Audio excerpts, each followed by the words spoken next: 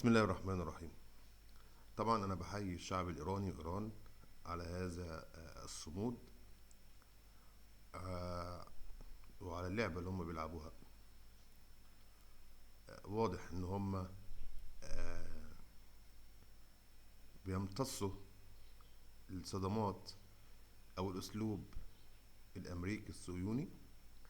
لكن الأول بتمنى من الجيش المصري، من جيش مصر ومصر، إنها لا تسمح بخروج أي حد من الكيان الصهيوني إلى الأراضي المصرية هروبا من هذا الكيان الصهيوني.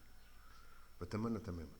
واتمنى برضو من سوريا ان هم لا يسمحوا بهروب اي احد من الكيان الصهيوني الى الاراضي السورية عن طريق الجولان، وهكذا.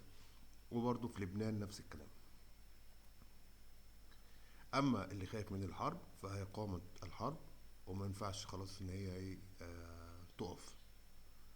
وان حتى لو كان الضرب شكلي مؤقتا فهي باذن الله هزيمة لهذا الكيان الصهيوني.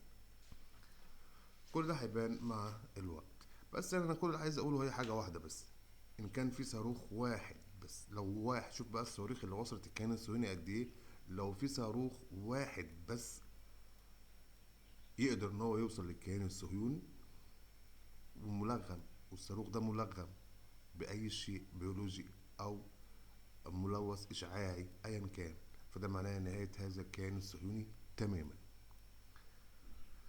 عشان كده انا قبل كده حذرت ودعيت الجيش المصري ان هو ياخد حذره عشان يكون مستعد من اي اشعاع او اي حاجة تخرج من هذا الكيان الصهيوني ويكون لها تأثير على مصر. بس ده اللي انا بتمناه من الجيش المصري. تحية لاخواتنا في غزة، اول ناس اللي صمدوا واظهروا بالفعل ضعف هذا الكيان الصهيوني اللقيط، الفيروس المقيت. وبقول لترامب المغفل اللهبل: انت دخلت امريكا في حوار ملكش فيه اصلا وملهمش فيه خالص، غير انكم كلكم مجرد خونة تابعين لهذا الكيان الصهيوني مش اكتر. بتضحوا بامريكا عشان خاطر كيان صهيوني. فيروس، فيروس منتشر في العالم، اذى العالم كله. العالم كله في حالة من الغليان بسبب هذا الفيروس الخطير اللي اسمه الكيان الصهيوني. دي حقيقة.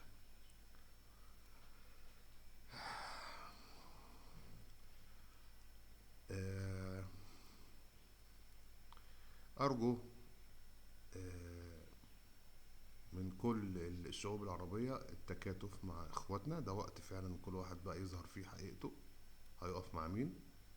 تكاتف مع الشعب الإيراني ومع إيران، هم مسلمون أولا وآخرا، وهذا يكفي، وهذا يكفي. وارجع أحذر تاني: صواريخ كتيرة وصلت الكيان الصهيوني.